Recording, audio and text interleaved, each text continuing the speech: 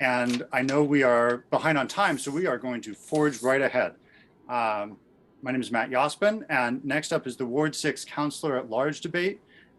Just as a reminder for our audience, in case you don't know, although I suspect everybody here is passionately interested and knows, there are 2 seats that are elected at large and 3 people running. Those people are Vicki Danberg, Lisa Gordon, and Alicia Bowman. And because we're behind on time, I'm going to read your bios very quickly. Please forgive me if I garble it or if I mispronounce your names. Vicki Danberg has lived in Newton since 1977. A parent of 3 children who benefited from Newton schools. She's a hardworking, collaborative, and successful advocate for her community. She has an MBA in finance and management and champions school funding, improved services and access for the disabled, village center revitalization, an ambitious climate plan, expanding Newton's housing options, and upgrading Newton's infrastructure. Lisa Gordon. Lisa Gordon was raised in Newton Center and attended Newton Public Schools before putting herself through college at UMass. She spent most of the 1990s running an anti-racist organization in London, England. She was a member of the Newton Center Task Force and helped to keep the former Newton Center Library in our community. She lives in Newton Center with her husband and 2 children. And Alicia Bowman is running for re-election as a Ward 6 at-large councilor. She's a member of Land Use Committee and the Public Safety and Transportation, as well as being the council representative to the Climate Action Implementation Team. In her first term, she's focused on transportation, housing, the environment, and supporting restaurants and residents during COVID. As I mentioned, Alicia is running for re-election, as is Vicki Danberg. So Vicki, Lisa, Alicia, hi, nice to see you all. We are going to dive right in. As I'm sure you know, we don't have any opening statements. So, and because there's 3 of you, we're going to try to rotate the order that each of you answers the questions in. We're going to start off alphabetically, and I apologize for doing it. I always kind of hated it because it means I usually go last at things, like lining up in school, but here we are.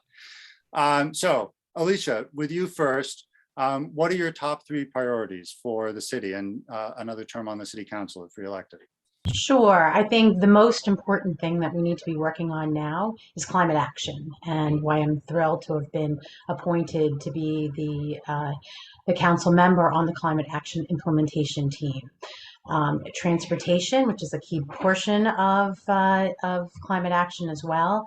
And I'm thrilled that we'll be working on a bike and pedestrian master plan, something I've been working on to get the city to do for 10 years. We're the last major community to not do it. And that is funded and will be happening this year. And I look forward to helping to work on that. And the third is housing. And that's the third leg of the stool on livability in Newton and addressing climate action. And I think we need to move forward with reimagining our village centers to be more vibrant and to include more housing and to address all of our housing needs, affordable housing, market rate housing, housing for seniors, housing for people with disabilities, assure that we are working on our fair housing initiatives. Thank you. Thank you, Alicia. Vicki, same question to you, please. What are your top 3 priorities? Thank you very much. My top 3 priorities are COVID recovery, first of all. We really need to make sure that businesses and our education system comes out of this hole. We have seen our businesses have lose revenue.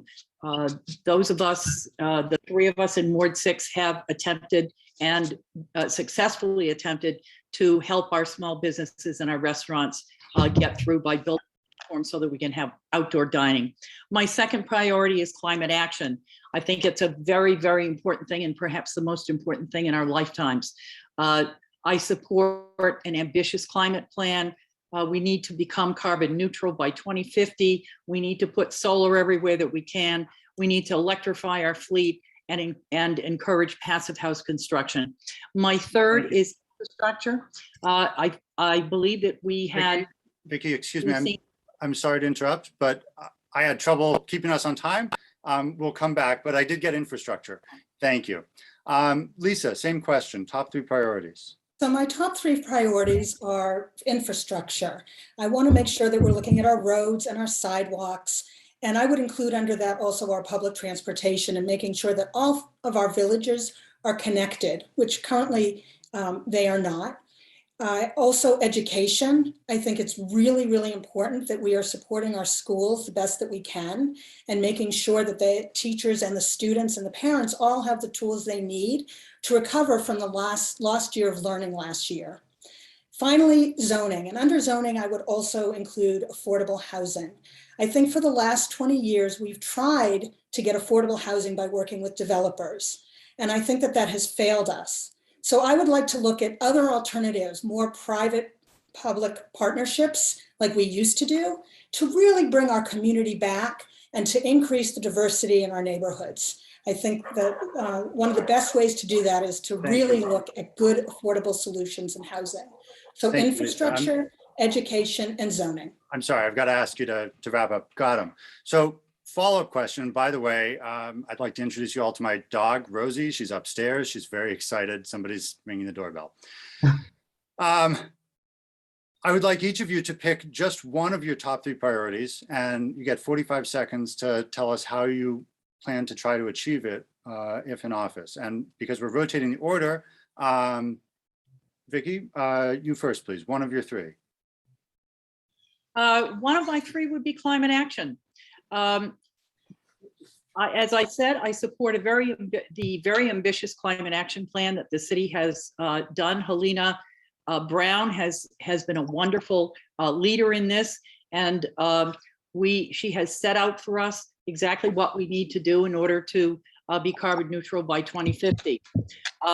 We need to electrify our fleet. We have electrified the sedan fleet, and now what we need to do is work on, as soon as the technology is available, on electrifying our front end loaders, our dump trucks, and our heavy equipment, including fire trucks.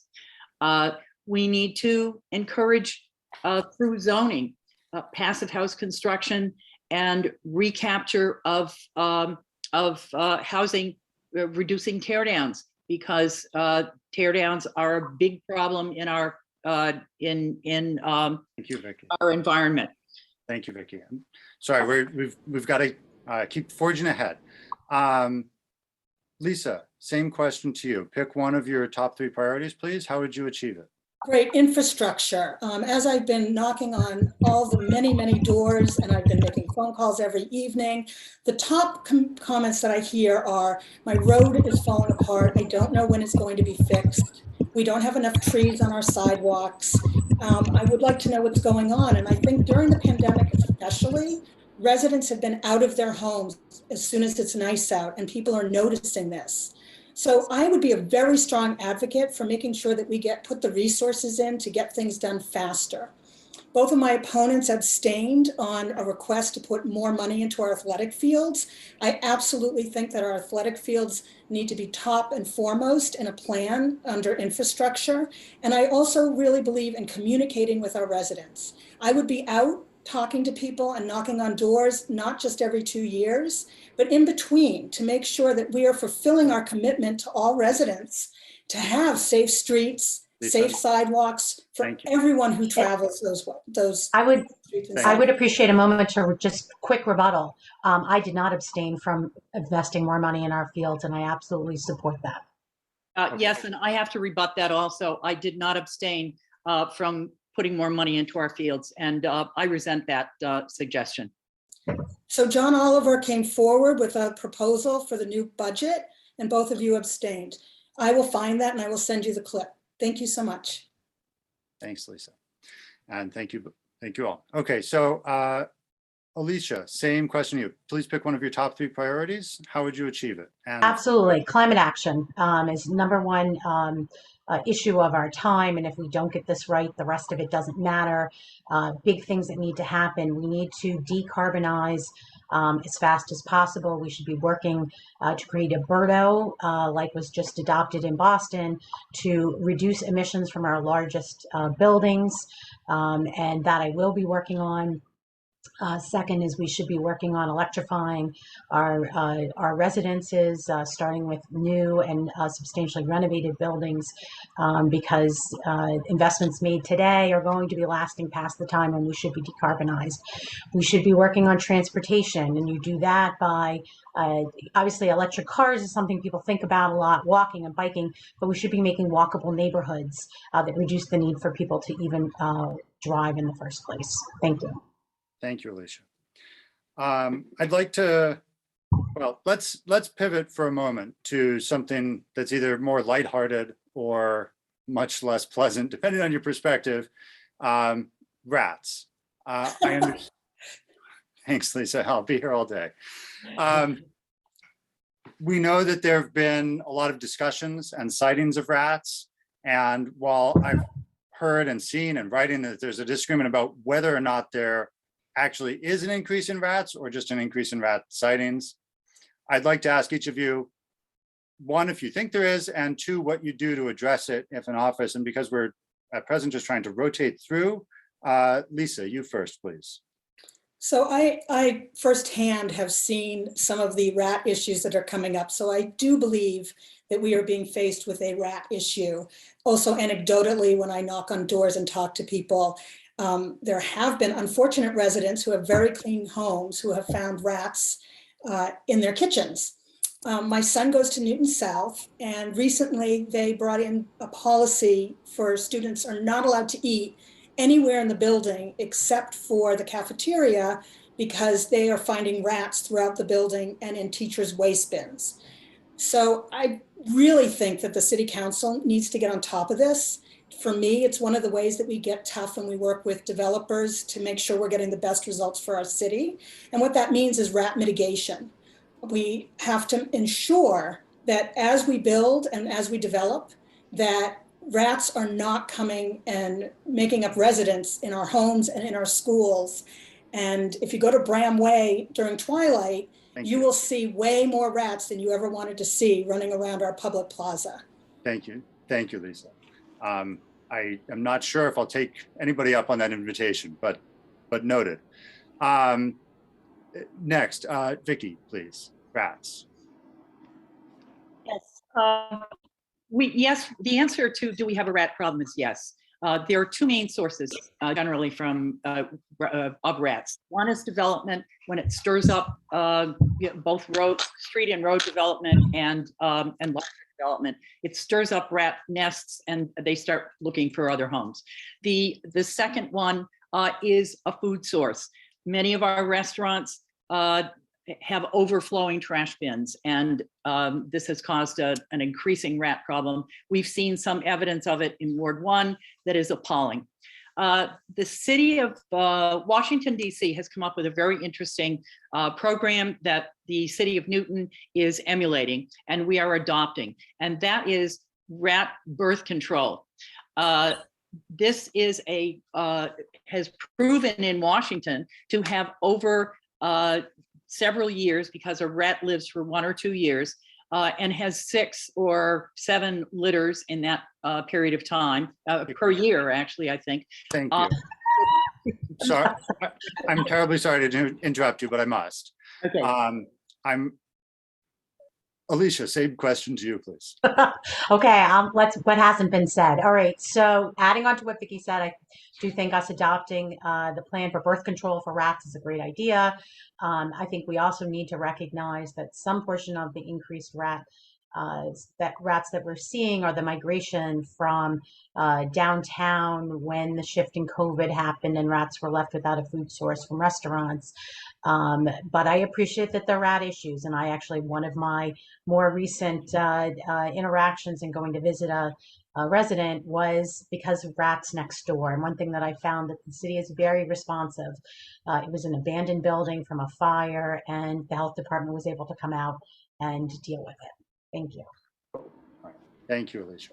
All right, turning away from the topic of rats, I'd like to talk about historic preservation and enforcement. I'm sure you all are aware that the Grissom Hyde House in Oak Hill was destroyed recently. So two-part question. Do you think this is a symptom of deeper problems with the city's oversight of historic preservation and enforcement related to development? And more importantly, what would you do to address those issues? And as we continue to rotate, I believe, Vicki, this is to you first. Yes, thank you. First of all, yes, I think that this is a problem.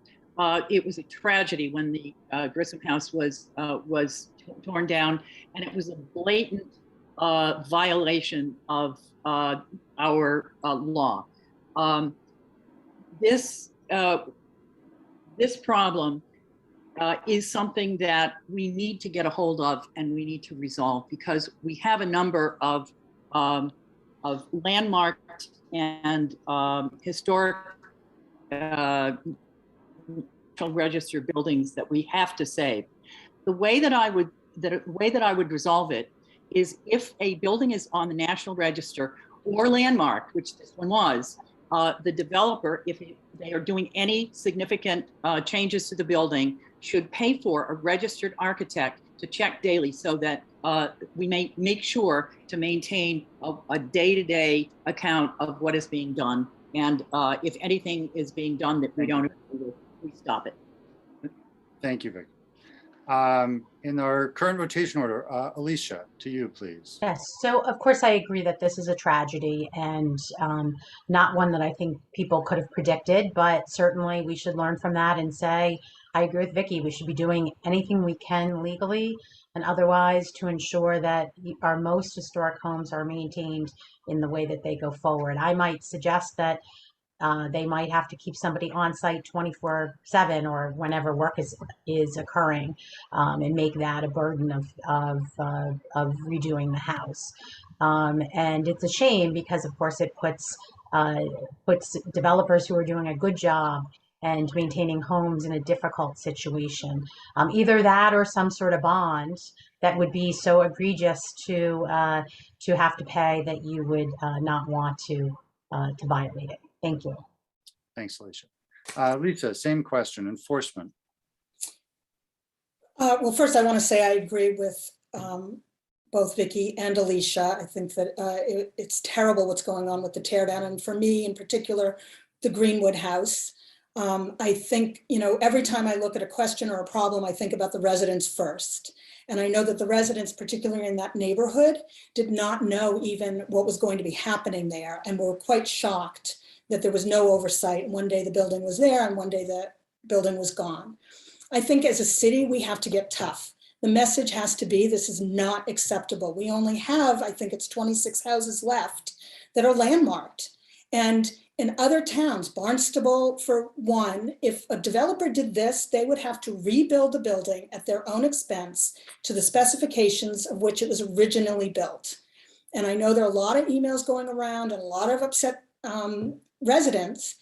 And I think we could do a better job of responding to them and their concerns. And this should be a no-brainer for everybody on the council and for the mayor. You are not welcome in Newton if you were going to willingly tear down a historic building. Thank you. Thank you. All right. On the topic of, well, on tear downs, how do you feel about tear downs, given that every tear down comes with a high both cost potentially to the community and a change in the character of the neighborhood? In most neighborhoods that I've seen, generally replacing moderately sized homes with much larger homes. And also, and I know climate is important to all three of you and all of us, or well, most of us, I don't want to say all. Given that every new development comes with a high carbon emission cost, and also the carbon emission costs of the lost housing, what do you think should be done about tear downs generally through the city?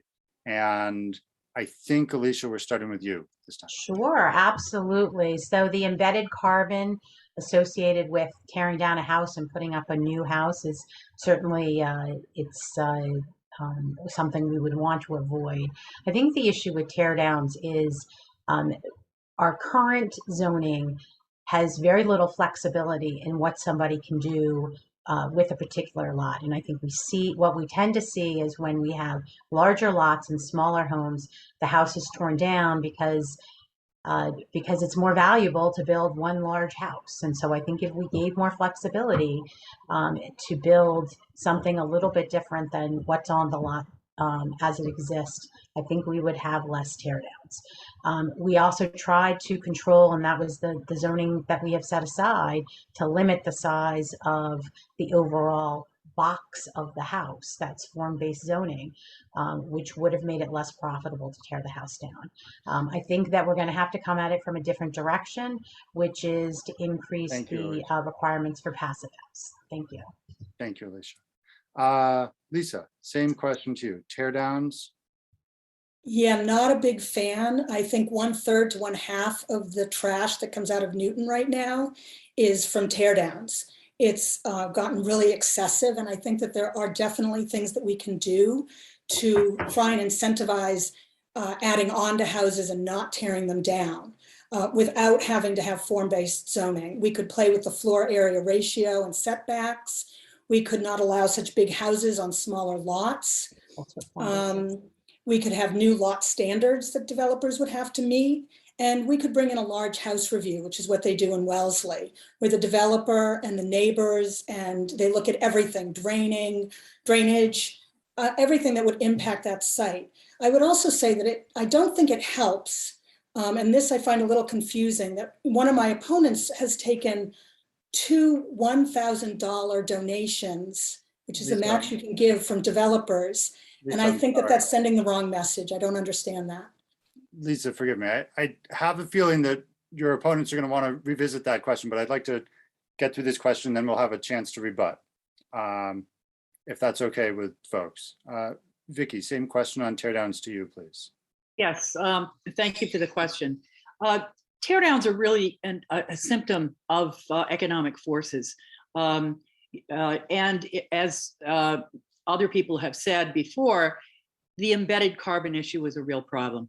The zoning code is outdated. That's one of the reasons that we have so many tear downs, because the rule of thumb is that if a house, let's say a house is worth $500,000, a property is worth $500,000. If the house is worth more than 50% of that total, then it encourages keeping the house because it's too expensive to tear down. If it is less, it encourages a tear down. And many of the properties in Newton are, the houses are worth only 20 to 30% of the total value. And that means that the land value can and will support a larger home. And that's why they tear these down. Thank you. Thank you, Vicky. Vicky, I'm very sorry to stop you, but we need to move on. But I promise you we will have more questions about zoning and solutions. I'd like to rebut on the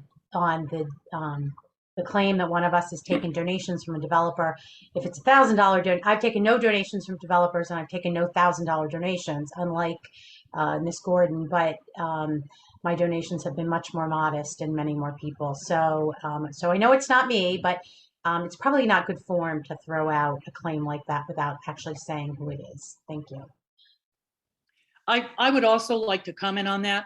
I think that the person who asked the question is also taking donations from people who own sports teams, and many $500 donations have come her way, and larger ones. So this is not a question that I ever would have asked anyone, or a comment that I would have made, and I think it's entirely inappropriate. Okay, Lisa, if you'd like to rebut, 15 seconds. I think it's incredibly important when a sitting councilor that has a matter before her currently has accepted money. To me, that's just not ethical. You know, I would never do that. And I have no problem with anyone who's made a donation to me. I don't actually know what Alicia's talking about, but I'll tell you for certain, I have not accepted 2 $1,000 donations from a developer that has a current project that's going to be voted on by you right now. I'm sorry, Lisa, I don't think that makes sense. Lisa, please be more specific. And my comment was that my donations are smaller and from fewer people and from more people. I have I don't know no, if so you have that's more not me. people or not, Alicia. I haven't Throw that at compared. somebody, if you're gonna throw Okay. that at somebody, Ms. Gordon, please be more specific, because now what you've done is sully the name of both myself and Councilor Danberg, and I think probably unwarranted in both cases. Well, I don't think it's unwarranted. You're running as a team, and so I say my opponents. Vicky accepted on September 2nd a donation from a developer, and also on October 5th. So there's been plenty of time to give that back, should that have been chosen. It's a project that is currently pending in front of the city council. And I'm not trying to sling accusations. I'm actually trying to be transparent. I think that that's an important thing to be addressed. Okay, well, if we're going to talk about transparency, you might talk about the fact that you've been unable during this election to follow the OCPF rules as far as declaring where your donations are coming from. You are frequently more than 60 days, 30 and 60 days past due. Thank you. You have 3 days after you accept a donation to say where it comes from. Thank you. Yeah, you're right, Alicia. I'm sorry. My treasurer moved to Ireland during the middle of the campaign. So okay, so you get a new treasurer. Catching it up, but I apologize for that. Yeah, Lisa, you get a new treasurer and you allow transparency. I have always been completely transparent in everything that I have done, said, accepted, etc. Worked for this city now for going on 20 years. It's been almost 18 years, in fact, 9 terms. And I have worked with many, many developers, and some of them, yes, have chosen to support me because I have been working on housing, and a lot of these developers are in favor of the kind of housing that I am in favor of. Folks. And I have no qualms about what I have done or accepted. And housing, Lisa, that you say you're in favor of. Thank you. Folks, I appreciate that this is an important and contentious issue, but I think we're going to put a pin in it here. And I'm sure both your supporters and your campaigns will have more to say about it. For now, though, let's move on to something that might be, totally uncontroversial: zoning and the city's tax base. I know you all don't need a whole lot of background about it, but given that total residential property value in Newton is about $28 billion and non-residential tax property value in Newton is about $3 billion, and the property taxes are the large majority of the city's budget, about 83%, most of that from single family homes, I'd like to ask 3 questions of the 3 of you in sequence. And because we spent some time on the topic of transparency and donations, we're going to limit answers to 30 seconds. And I'm sorry, but I'm going to be quite rude and interrupt you. First, what's your position on densification of the city with large-scale housing developments? And I'm trying to refer to my notes. I think our rotation order brings us to Lisa first. Oh, so just that one question. Okay, I thought you were going to say 3. Just the one question at present. There's a series I'd like to ask, but okay. 30 seconds is so one at a time. We're going to have developments, and we need to have some developments. That's important for our city to thrive and to move forward. But we have to make sure that they're in scale with our neighborhoods. And we have to make sure as city councilors that we're going to push for the absolute best project that we can. So if you look at Trio, maybe Trio is a great project to be there, but it should have been followed by using best practices of architecture, which means that it should have been stepped back so that you didn't just have a flat facade in the front. And without city councilors who are going to push back on these hard questions, that's what we're going to end up with. And I think we can do a lot better. Thank you. Vicky, same question to you. Position on densification of the city with more large-scale housing developments. Yes. First, I would like to correct Ms. Gordon on not stepping back of that building. That building is in fact stepped back. It goes up several floors and then is stepped back. And if she would look at it from the street, she could probably not tell. Sorry, but the 30 seconds you get is the 30 seconds you get. Okay. Densification, I think that we need more housing closer to and in our village centers, especially in our village centers. We need housing so that people can walk to retail, they can walk to the T, public transportation, they can have elevated buildings, they can help keep our villages vital and our stores and shops alive. Thank you. Thank you. And Alicia, same question for you. Sure. So I agree with Councilor Danberg that it is important that we bring more housing, especially if we're going to do this, into our village centers. Housing in our village centers supports not only the businesses in the village centers, it supports other companies that may want to come to Newton. We are building office space at Northland and Riverside, and those people are going to want places to live beyond just what's there. We should be building housing in our village centers because it's where seniors may want to downsize, especially if it's one floor living. And that's. Okay, thank you. Next question on this topic. What's your position on preserving single family zoning? And again, 30 seconds. Sorry, I'm going to interrupt people. Vicky, you first, please. First of all, single family homes predominate in Newton, and they will always predominate in Newton.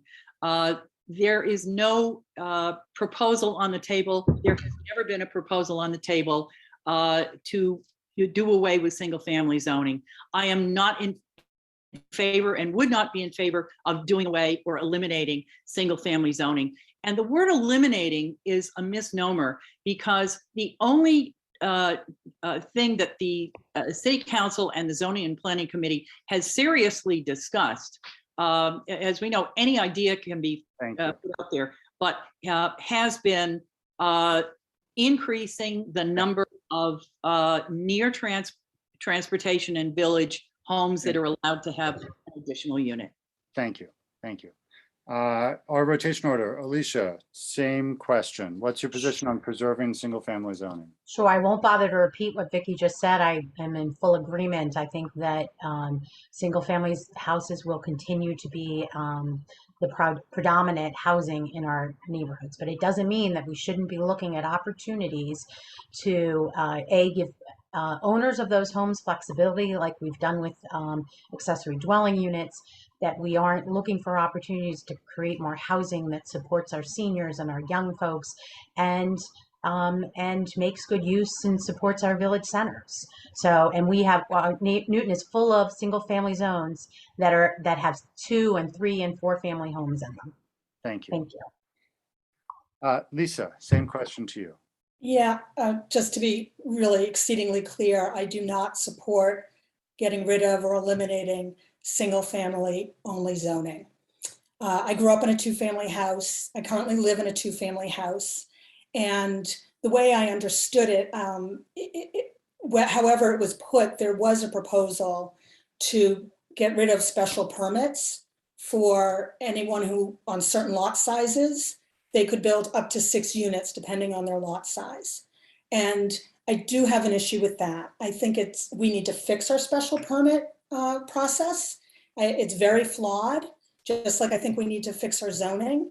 But I think it's really important that we keep community oversight on things that are going on. I've seen examples of trees coming down. Thank you. Thank you. Thank you. Third related question. What would you do to increase Newton's commercial tax base? And Alicia, to you, please. Oh, excellent, great. So I think one is enabling more mixed-use development in our village centers. I think that's going to make our village centers more vibrant and encourage new businesses to come in. I think that the direction being taken to permit the hottest new and long-lasting business in biomed and biotech industry. I think those are really critical. And those are. All right, thank you. Sorry, I was preempting. My thing said it was 30 seconds. I was trying to be respectful. I appreciate it. I appreciate it. As you all can probably tell, I'm trying to look at 5 different things here, and one of them is exactly. Lisa, same question to you. What would you do to increase Newton's commercial tax base? I think we need to be really thoughtful about the commercial tax base that we're currently eroding. When we talk about mixed use, that's being translated into right now is a real loss of the small amount of commercial that we do have. And I think it's important that we pay attention to that. So in my neighborhood, there's a small commercial area, and there is a proposal to what they call infill, which means to put really dense housing that goes pretty high for the neighborhood. I would like the city to use our economic development person to try and court people to make our commercial areas a lot better. So like in Four Corners, that's a beautiful opportunity Forgive me. to enhance. Okay, are we doing 30 seconds or 45 seconds? I'm sorry. Still 30 on these to Okay. try to get a few more questions in. Thank you. Okay. Vicky, same question. How would you increase Newton's commercial tax base? I'm sorry, you're on mute. You're on mute. We can't hear you. Excuse me. Thank you. As we know, fundability of different types of projects goes in cycles. In 2008, there was no residential money, so those towers at Chestnut Hill were not built. Now there is money for things like lab space, because after COVID, people who work in labs still have to go in and work in those types of buildings. Commercial tax is very lucrative to the city. Commercial real estate is taxed at 175% of what residential taxes, residential real estate is taxed at. And I think that we need to look at every opportunity that we have to try and increase our commercial tax base. Thank you. Last question on this topic of taxes and zoning, at least for now, is about whether you would support a comprehensive rewrite of Newton's zoning code overall, making fundamental changes, like perhaps adopting form-based zoning or some other fundamental change, or whether you're in favor of a smaller step incremental approach, such as the recently revised garage ordinance. And in our rotation order, Lisa, I believe you're up first. By the way, how about 45 seconds for these? Sorry, I just lost track of what I was supposed to be answering and what time. Sorry, do you need the question more? Yeah, no, I do not support a full overhaul of our zoning code. I do support looking at each item and trying to make things better. I think if we'd started doing that about 7 years ago when this process started, we might actually already be there. And so I think it's really important that we look at it that way. There's no question things need to be changed, but I don't believe form-based zoning is the way to go. And I think that it's going to do more harm to our residents than it is going to benefit any of us. Thank you. Vicky, question to you. Comprehensive or incremental zoning overhaul, or I suppose neither is an acceptable answer as well. I support a full overhaul for a number of reasons. First of all, phase one of the zoning reform already totally reorganized how the zoning code was put together and how you can find things much better now than you could before. Form-based zoning, Ms. Gordon is misinformed if she thinks that the code that we're looking at is fully form-based. It's a combination of form-based and Euclidean. Form-based zoning simply means that what you can build has to agree with and be in context with and look good with and be approximately the same size as what is already built in that area. That's the biggest problem that we have tear downs, smaller houses being built. Thank you, Vicky. I'm very sorry to interrupt. Right. We're just trying to keep moving around. Alicia, same question to you. All right, so I am with Councilor Danberg in that I believe a thorough overhaul of our zoning is called for. I have seen what has happened when they've needed to make small tweaks and lived through the 10 or more meetings that happened just this term on changes to the garage ordinance. It was painful, and 10 meetings to change the slight width of the doors, how many doors, how wide it should be. Meanwhile, with climate change is real, and we have a housing crisis, and we need to move on that.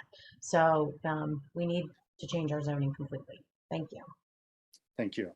I believe we're close to time. Chris, please nod your head yes or shake your head no for. That looks like an eyebrow waggle of yes. Okay, so we're going to move to our last phase here, in which each of you has the opportunity to ask a question of one other candidate and only one other candidate. If you would like to, no pressure. In our rotation order, Vicky, I believe you're up first if you would like to. Yes, thank you. I'm going to ask a question of Lisa about 145 Warren Street. This project is walkable to village retail. It has sustainable design standards, reduces parking, restores and keeps a historic house, provides bike storage, is passive house standard. It's supported by the majority of neighbors. It has checked off all boxes that the city is trying to achieve. And yet you have voiced your preference for a smaller project and said that you will not support this project. The reasons that have been given for not supporting it by other people are too large, too expensive, too much traffic, danger in the neighborhood, too many people, school crowding, which is an inappropriate question, as was brought up before. We're 1 block from the village. Would you please explain why you do not support this? And would you support it if it increased the number of units on the same footprint? Just to clarify, that long list of reasons people don't support it didn't come from me. So I think you should clarify that. That came from the neighbors that you were talking with. I would like to disclose to everybody that this project is 1 street over from mine. It is in a densely populated 2-family neighborhood that is absolutely transit oriented. It's why I live where I do. It's in a historic home, and it's a very big lot. And I fully support there being 3 units put in there. The developer wants 5 units. It will take up the entire length of the property. They're really big units. Even, they're calling what they're calling smaller units is 2,500 square feet. To me, that's still big. My house is under 2,000 square feet in the unit that I live in. And so I'd like to see preservation of green space. I think all the points that Vicky made are absolutely true. It's transit oriented. It's got places for bikes. It's passive house required. I think if the community had been brought in earlier, we could have come to a better conclusion. We wouldn't be where we are now. I fully support multifamily housing. I think it's a fabulous thing. It's the only way I could afford to move back to Newton after having grown up here. So that's not an issue for me. The issue is, what are we doing that's best for our neighborhoods and not what's best for the developer? I know how much that house sold for, and I'll tell you, he's going to do fine, whether it's 3 units or 5 units. Lisa, thank you. Let's try and do this maybe a little quickly with shorter questions. Alicia, I believe you're up next in our rotation. So yes, I'm a member of land use and have been through many contentious discussions, including voting on Riverside, and have seen the process and the work that it takes to get concessions from developer. Can you please tell me, you insinuate that we're not working hard enough to get concessions. What additional items would you have requested, say, from the Riverside project? Do you know, and can you please discuss, and I'm sorry, wait, can you please list 5 things that they did for the city, and then what else you would have requested? Oh, I don't have a problem with the Riverside project. In fact, I think Riverside is the poster child for how we should be approaching. Okay, what about Trio, since you have that listed on your website?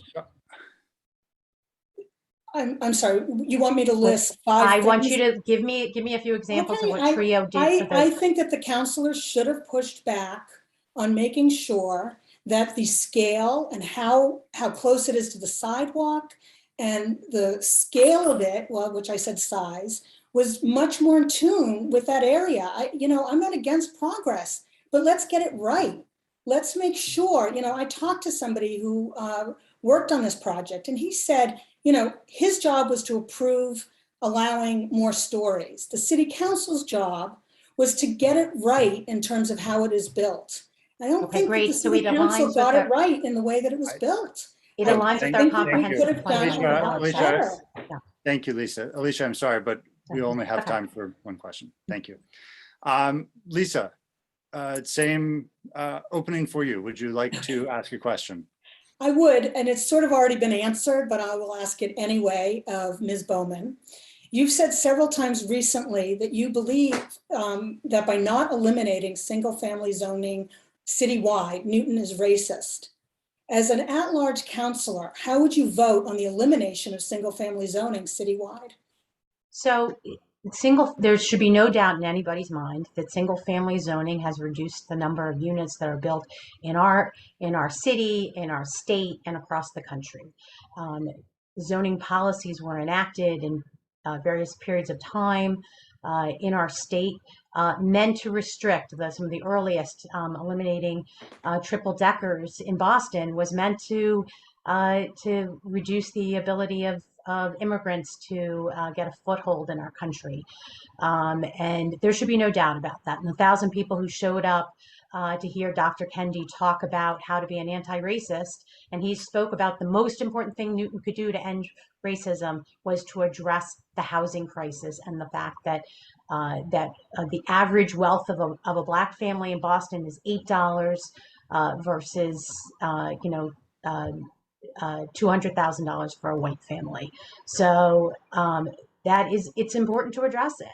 And we ought to talk about it, and we ought to be comfortable. After a year like we have gone through from the murder of George Floyd and beyond, we ought to be willing to have that conversation, and people want to have that conversation.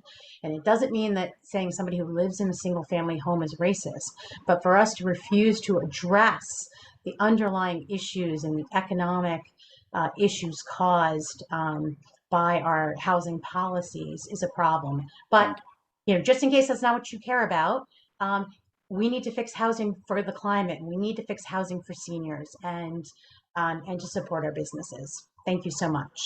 Thank you, Alicia. All right. I know we are well over time. Chris, is it okay if we go through closing statements? Okay, that looks like a yes. Let's try and keep them to 30 seconds, and I will apologize and interrupt you. Sorry. Can I ask one favor? Can you disable the chat? It's very distracting to have the chat popping up when you're speaking. And I don't know why. I apologize for that. I think I can, but I'm not sure if I can. Okay. Well, maybe just the people listening, please don't chat. How about, I think it's off. Okay, thank you. So you can turn it off on your Zoom. Yeah. Okay. Hopefully, hopefully closing statements. Alicia, I think in our rotation, you're up. Sure. So thank you, everybody, the area councils, you, Matt, and our fellow candidates, and everyone else who's tuning in. I'm proud to call Newton home. It's where my husband grew up. It's where we raised our 3 children and where we hope our children will be able to return and raise their own children. And as a counselor, I've worked hard and listened to residents across the city. And I'm excited and heartened to hear that we share some of the same priorities to make Newton more affordable and to take bold action on the climate and support our seniors in our schools and invest in open space and roads and make our village centers more vibrant. And as voters, we need to elect leaders who share our priorities and have the skills to move our city forward. I am that leader with a proven track record for making positive change. And I'm excited to continue this work with residents and fellow councilors in the coming term. And I'm Alicia Bowman, and I ask for your vote on November 2nd. Thank you. Thank you. Lisa, closing statement. Thank you so much to the area councils, my opponents, and Matt. Thank you everyone who's tuned in for being engaged voters. It's been a pleasure discussing some of the challenges facing our city today. Newton is a wonderful place, but I know that our government can do better for us. Together, residents and councilors can collaborate to protect the environment, ensure our schools are fabulous, protect the quality of life in our neighborhoods for future generations, and rally our community around the arts. And as a city councilor, if I should be elected, I promise to listen to you. I will always put you first. please vote for me, Lisa Gordon, on November 2nd. But if you have your mail-in ballot or your absentee ballot, fill in Lisa Gordon as well. Thank you so much. And Vicky, closing statement, please. Thank you to everybody. Thank you to the area councils, all of its leadership, and everyone who has tuned in today for giving us the time to chat with you. I stand on my strong record in pushing for climate action, infrastructure improvements on roads and sidewalks. I led the successful effort to get Newton sidewalks cleared of snow in the wintertime so that people can use the sidewalks and get around and be mobile no matter what their disabilities might be all year long. Policy makes a big difference in everyday lives. Nothing can be done by one person alone. We need courageous leadership and cooperation to get us through this pandemic and back on our feet. We elect the direction that we want to take and the people we trust to get us there. I am honored that you have elected me since 2004, and I will continue to work hard for you. I ask for your vote. Thank you very much. All right. Thank you, all three. And thank you, area councils, for hosting these debates. I believe this is our last debate today. There'll be more tomorrow. I hope you all can join if you're available.